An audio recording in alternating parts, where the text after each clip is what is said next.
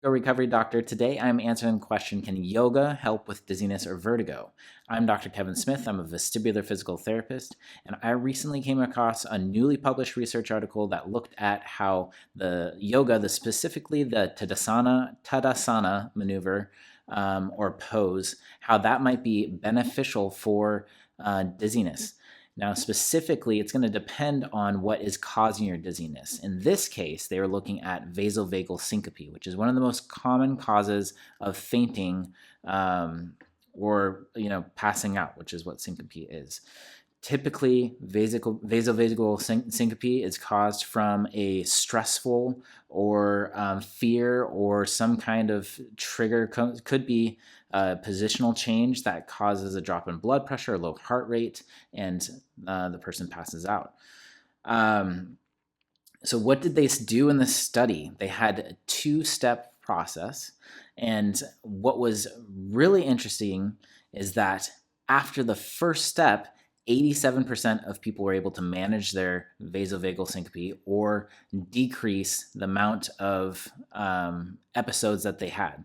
And I think almost all of them are able to get down to almost zero reoccurrences of syncope, which is pretty amazing for just a conservative measure in the first step. So let's take a look at what they did in this first step and see if it's something that you would be able to do. Now, the first thing that they covered was education and counseling. They talked a lot about how education on the symptoms and triggers of vasovagal syncope can lead to episodes. They covered a lot of how fear and anxiety can feed into the occurrence of episodes as well. And they talked about, kind of confidence in being able to manage this condition. They also brought in a psychological counselor if that was needed. But I think these are really important aspects to cover, especially if you're experiencing vasovagal syncope, but especially if you're also just managing any kind of chronic condition. Paying attention to when you're going to be experiencing an episode, addressing any fear that you might have associated with it, because fear is going to make everything worse. Fear, anxiety, it's going to feed into the episode that you're experiencing and probably lead you towards it rather than when it starts to come on, leading you away from that episode. Now, the other thing that they were counseled on is hydration. Now, drinking enough water. They suggested 1.5 liters of water daily, and keeping track of the amount of water that they were drinking. And they also educated on avoiding the episodes. I mean, that sounds pretty self-explanatory, right? But just being more mindful and paying more attention to when these episodes might come on. So typically there's usually a little bit of what they call prodromal symptoms, or symptoms that kind of tell you that you're going to have an episode. So this might be like starting to feel a little bit of lightheadedness or nausea, or whatever your symptoms might be before you experience an episode of syncope. And this may be very individualistic. People may just learn to know that, okay, this is what I feel before I pass out. I know I'm going to pass out. And the next step that they said was to, as soon as you experience those symptoms, go into a position of sitting down or laying down, which is going to help you increase your blood pressure and hopefully avoid that episode of passing out. So along with all that education that they provided, they also gave them physical therapy. Now, they started with exercise laying down on their back, strengthening exercise like cycling and leg curls, very, simple things, but starting in the laying down position to help improve the blood pressure. And, a lot of these people are having a hard time with standing up for prolonged periods of time. And so being able to exercise in position that doesn't lead you towards an episode of passing out is kind of helpful, right? And then also tilt-based training, where they kind of leaned away from the wall to gradually acclimate their bodies to being in an upright position, because that can be one of the triggers of vasovagal syncope, is standing for a prolonged period of time or sitting for a prolonged period of time. And then providing techniques of, like with leg crossing or isometric exercise, which we call them, is where you kind of or like hands, where you're pulling and pushing against your hands to help increase the muscle tone, which is going to help increase blood flow. And now what they put in the title was this I don't know if I'm saying it right, but the Tadasana yoga maneuver. Now, I'm not a yoga specialist. You can probably look this up on another YouTube channel and get actually a video of how to do this. But essentially, you're putting your feet together, you're focusing on your posture, and you're focusing on your breathing, synchronizing your breathing, and you're lifting your heels up and going up on the balls of your feet. And this is going to help increase the muscle tone in your legs, and hopefully increase blood flow back to the heart, because those muscles help promote blood flow back to the heart. And possibly also, working on this maneuver is also working on kind of reflexes and postural control that's going to help with, the vasovagal syncope. Returning blood flow back from the legs is going to help with reducing a drop in blood pressure.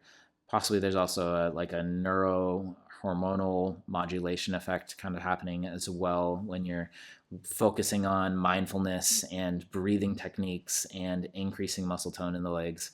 They didn't go into a whole lot of detail on kind of what may be the mechanism behind that move, but I also don't think that just the yoga move alone is what really made the biggest difference in these people's symptoms and being able to manage the vasovagal syncope. It seems like a combination of it, of the education and the counseling, the hydration, just teaching people that this is what you might be experiencing before you have a syncopal episode and how you can avoid those, and then introducing the exercise that they're able to tolerate, as well as this kind of yoga maneuver to help improve with their mindfulness, is probably what gave them the best success that they did get with this study. And those are all really conservative measures that people can put into place. There's no medication, there's no surgeries, there's nothing like that. And 87% of people improved significantly. And most of them able to manage with no episodes of dizziness, or with no episodes of syncope. I think that they measured at 3 months, and they also went to measure on at all the way up to 60 months as well. Now, there was, about less than 15% of people that needed to move on to the step 2, which was a little bit more of increasing their salt intake, which is going to help with improving water retention, wearing compression stockings, and then also with taking medications that are going to help increase blood pressure. And I think with that study, almost 97% of people were able to be free of fainting episodes. So I think that's pretty awesome results.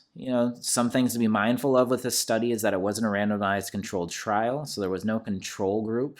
There was no blinding, which means that the people who are administering the outcome measures, they knew who was going through the research or through the interventions, and so there may have been a bias towards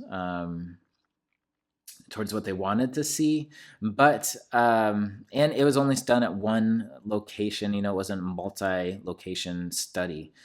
So I think more research needs to be done into this to see if other people were able to replicate it. But I think it's something that we should take a little bit more look at, particularly yoga with breathing, with education, hydration. Vasovagal syncope can be really closely kind of similar interventions with conditions like POTS, postural orthostatic tachycardia syndrome, with orthostatic hypotension. A lot of these other conditions that are kind of more in that autonomic disorder or dysautonomias that lead to dizziness and passing out episodes. Now, so in conclusion, kind of closing up here, can yoga really help dizziness and vertigo for these specific conditions? It looks like it could. Again, I would like to see a little bit more research. Now, if it's a condition like BPPV, where those little crystals are displaced in the inner ear, you're gonna have to do those little maneuvers to reposition where those crystals go. If it's a condition like vestibular neuritis, that's inflammation of the inner ear. That's going to just take time to recover from. Vestibular rehab exercise is going to be the best thing that you can do for that. Vestibular migraines, that's not so much of what these interventions would help with, although there could be a lot of overlap depending on if hydration is a trigger for your vestibular migraines,